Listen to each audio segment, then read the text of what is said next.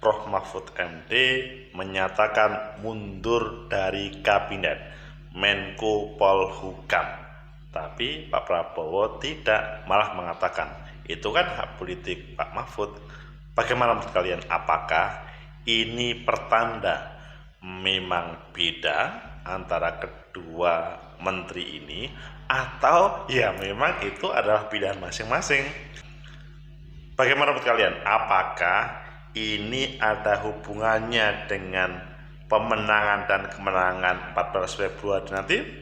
Menurut analisis saya,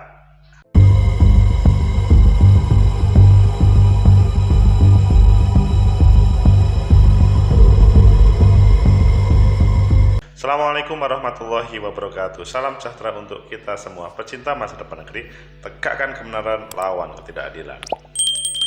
Mundur dari kabinet itu tradisi yang baik dalam proses demokrasi. Namun terkadang diartikan berbeda, karena pada beberapa waktu yang lalu, mundur itu menjadi semacam ancaman terhadap sang presiden, sehingga kabinet tidak kuat, akhirnya presiden mudah dijatuhkan. Tapi sebenarnya yang terjadi dengan Pak Mahfud MD itu bagaimana?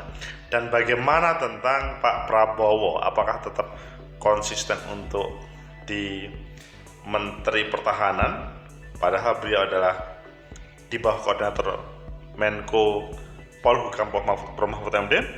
Ayo kita baca di beberapa media, selanjutnya nanti kita kupas sebenarnya apa yang terjadi di balik ini dan apa hubungannya dengan 14 Februari 2024. Pertama kita baca di CNN Indonesia, Mahfud resmi umumkan mundur kabinet serta surat distor ke Jokowi besok.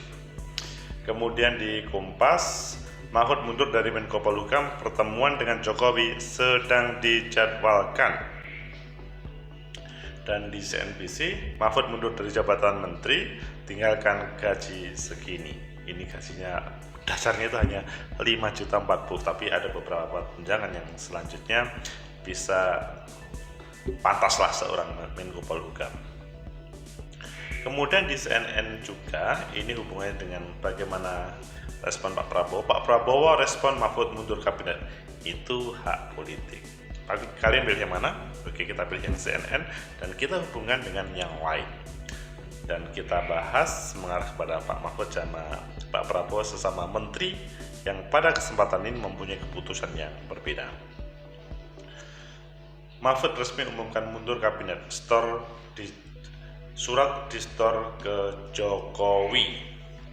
Jakarta, CNN Indonesia, calon wakil presiden nomor urut 3 Mahfud MD menyatakan mundur dari jabatan Menko Bidang Politik, Hukum dan Keamanan Menko Polhukam. Maka dari ini saya sudah membawa surat untuk disampaikan ke presiden tentang masa depan politik saya yang belakangan menjadi perbincangan publik. Jadi pertama kalimatnya adalah perbincangan publik, kata Mahfud di Danau Tirtagangga, Lampung Tengah, Lampung. Mahfud mengaku telah meminta waktu bertemu Presiden Joko Widodo untuk menyerahkan surat pengunduran dirinya besok. Ia mengaku ingin pamit baik-baik. Saya akan pamit baik-baik dan akan menyerahkan surat ini.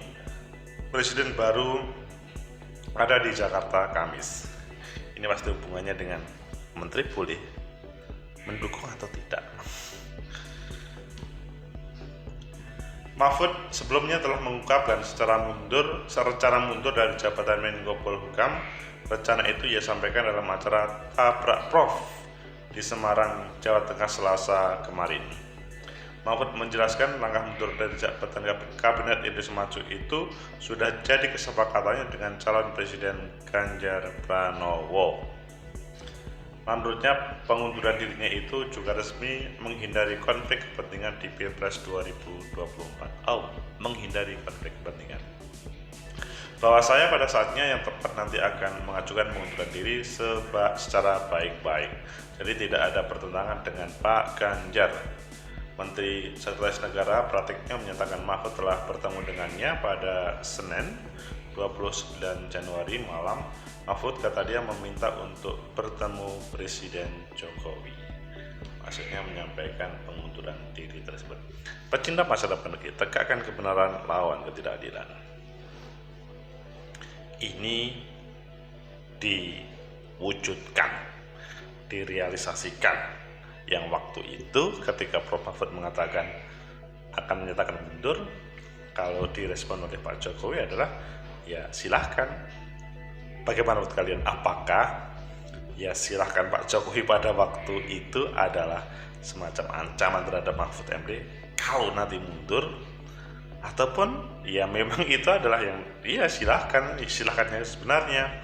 Dan bagaimana hubungannya dengan 14 Februari 2024, hari H coblosan, siapa yang akan meraih kemenangan?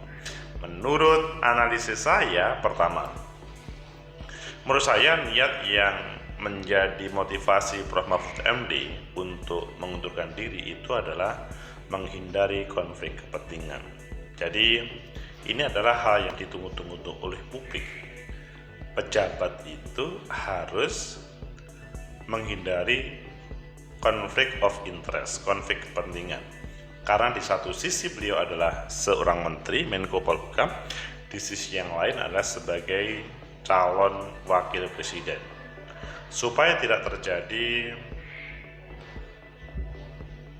penyalahgunaan wewenang, maka beliau menyatakan mundur. Jadi kalau menurut saya sangat mengapresiasi Prof. Mahfud MD untuk mengambil sikap ini, daripada ada sebagian, meskipun tidak semuanya, ada sebagian yang itu boleh-boleh saja.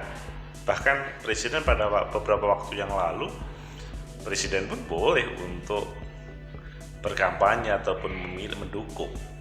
Ini yang menurut saya sikap yang diambil Prof. Mahfud itu adalah sikap tegas bahwa terhindar dari konflik kepentingan itu adalah yang terbaik. Kemudian yang kedua, apakah hal ini memang menjadi rencana untuk pemenangan 2014? Maksudnya 14 Februari 2024. Dan siapa nanti yang menang? Kalau menurut saya ini bukan by design ya, tetapi karena memang ada sebuah kesadaran Prof. Mahfud ketika menjadi pejabat publik, dan di situ ada pesta demokrasi, ada kontestasi, maka menghindari konflik kepentingan itu yang utama. Jadi supaya terhindar dari menggunakan anggaran negara, menggunakan kendaraan negara, fasilitas negara, dan lain sebagainya. Seandainya misalkan Prof. Mahfud itu diam atau mendapat dalam tanda kutip, maka sebetulnya boleh-boleh saja, tetapi dia menghindari hal yang publik membicarakan negatif, meskipun boleh-boleh saja. Karena kemarin Pak Jokowi sebagai presiden tuh menyampaikan secara lugas begitu kan, boleh. Tapi ini adalah menghindari itu tadi. Jadi apakah ini by design? Kalau menurut saya ini adalah insidental, sangat mendadak, karena memang dia tidak sebagai orang hukum secara etis tidak welcome dengan keberadaan dirinya sebagai menteri, tetapi di satu sisi adalah sebagai Menko, menteri, tapi di satu sisi sebagai calon. Selain memang pada kesempatan ini konflik of interest-nya adalah ketika berdebat dengan Pak Prabowo, atau lebih khusus adalah Mas Gibran, yang di situ pasti debatnya luar biasa.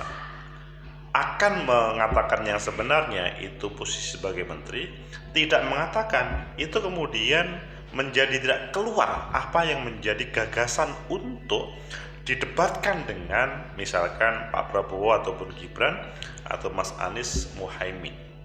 Jadi menurut saya ini bukan apa-apa kecuali ingin menampilkan inilah yang seharusnya dilakukan.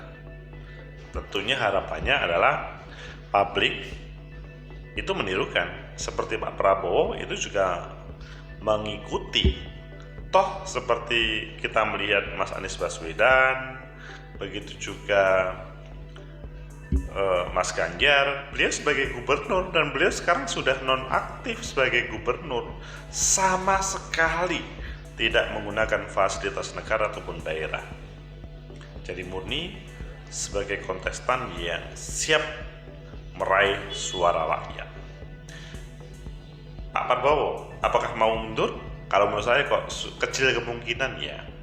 Beliau untuk menyatakan mundur itu kecil kemungkinan, karena beliau memposisikan sebagai petahana, meskipun menjadi sebagai salah satu menterinya dari Pak Jokowi, tapi memposisikan sebagai pelanjut dari penguasa. Dan itu dalam bahasanya undang-undang sah-sah saja dalam tanda kutip, tetapi secara etika memang menjadi perdebatan yang ini tidak sekedar boleh atau tidak boleh, tetapi sekali lagi itu adalah perdebatan yang menarik dalam menampilkan demokrasi di negeri ini. Kemudian yang ketiga, siapa yang menang nanti? Apakah Pak Mahfud Mas Ganjar ataupun Pak Prabowo Mas Gibran? Maksudnya Pak Mahfud Mas Ganjar yang Pak Mahfud mundur, atau Pak Prabowo yang tidak mundur, bahkan Gibran pun juga tidak mundur, meskipun sering tampil tapi tidak mundur. Kalau menurut saya sih, kemenangan memang ditentukan oleh pada detik-detik terakhir ini dia meyakinkan kepada publik.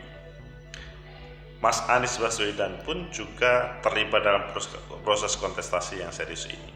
Hanya ketika calon Mas Anies, Mas Prabowo ataupun Mas Ganjar, Pak Mahfud itu tidak bisa menang satu putaran kecuali memenuhi 50%, dan 50% itu tidak mudah, karena saya melihat ketika pasangan calon ini serius untuk meraih dari kemenangan tersebut. Jadi ini tidak boleh saling menafikan atau meremehkan, tapi harus siap-siap untuk berkontestasi secara serius, sehingga kebijakan yang diambil sebagai Menteri Menko Polhukam Pak Mahfud mundur ataupun Pak Prabowo tidak. Dan siapa yang akan menjadi pemenang? Sekali lagi, yang bisa meyakinkan. Kalau yang dilakukan oleh Pak Mahfud ini adalah meyakinkan ke publik, trust publik, ini menghindari konflik kepentingan, dan publik bisa menerima rasional itu dan kemudian disosialisasikan semuanya, itu sesuatu. Tetapi kalau tidak, maka ya ini hanya sebatas pemberitaan sebentar saja. Tapi 14 Februari kemudian sudah dilupakan Pak Prabowo, yang di situ dari sisi pemerintah, dari sisi penguasa itu kemudian memainkannya. Tetapi hal ini juga tidak mudah, karena ada Mas Anies Baswedan yang sebagai simbol perubahan selalu mengelurakan perubahan dan melawan terhadap status quo yang ada, melawan terhadap pemerintah pada saat ini. Pecinta masa depan negeri, tegakkan kebenaran, lawan ketidakadilan. Ketiganya menurut saya adalah tokoh calon yang hebat-hebat, tidak bisa diremehkan, meskipun hari ini perbincangannya berangkat dari mundurnya dari Pak Mahfud MD dari Menko Polhukam, dan membandingkan dengan Pak Prabowo yang tidak mundur tapi malah menyampaikan itu hak politik Pak Mahfud. Tetapi ya ending dari kontestasi itu kan siapa yang menjadi pemenang. Mahfud MD berharap mendapatkan kemenangan dengan apa yang menjadi keputusan ini. Kalau Pak Prabowo ingin menang dengan keputusan bahwa dia melanjutkan simbol Pak Jokowi yang selama ini 2 kali kontestasi menang dan Pak Prabowo kalah, dan Pak Prabowo sebagai simbol pelanjut perjuangan dari Pak Jokowi, pemerintah Jokowi. Tetapi Mas Anies Baswedan menghadirkan tema yang perubahan, hal yang harus dirubah dalam kehidupan bernegara, berpolitik, dan selanjutnya. Semoga menjadi referensi kita pembincangan tentang 3 capres ini. Bapak Mahfud, harus kita akui, itu sesuatu keberanian untuk mundur. Ini jarang, biasanya mundur digunakan untuk melakukan perlawanan terhadap elit, maksudnya rezim. Tapi pada kesempatan ini mungkin bisa diartikan ke sana, tapi lebih tepatnya adalah beliau ingin menghindari konflik of interest, konflik kepentingan yang sering dihadirkan oleh orang yang ada di dalam kepentingan tersebut. Semoga bermanfaat. Like, subscribe, comment, and share. Sampai jumpa.